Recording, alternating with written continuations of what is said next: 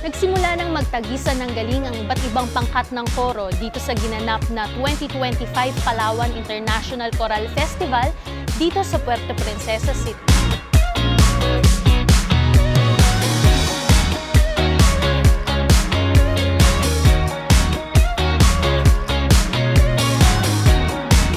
Matapos nga ang kanilang workshop sa Asturias Hotel, ay dumiretso na sa Palawan State University ang bawat delegado mula sa iba't ibang rehiyon upang ipakita ang kanilang talento sa pagkanta.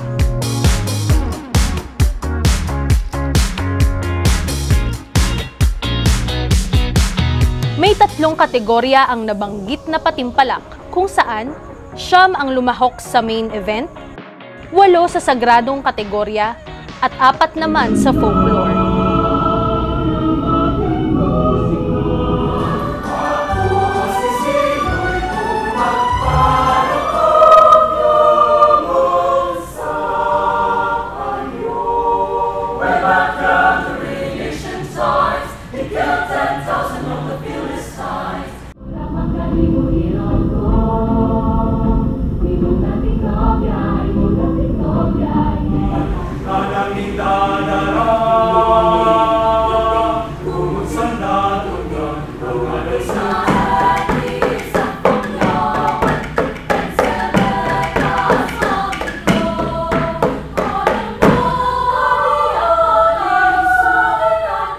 Ang mga mananalo sa patimpalak ay iaanunsyo sa huling araw ng pistang musika na ito na tatagal ng 3 araw.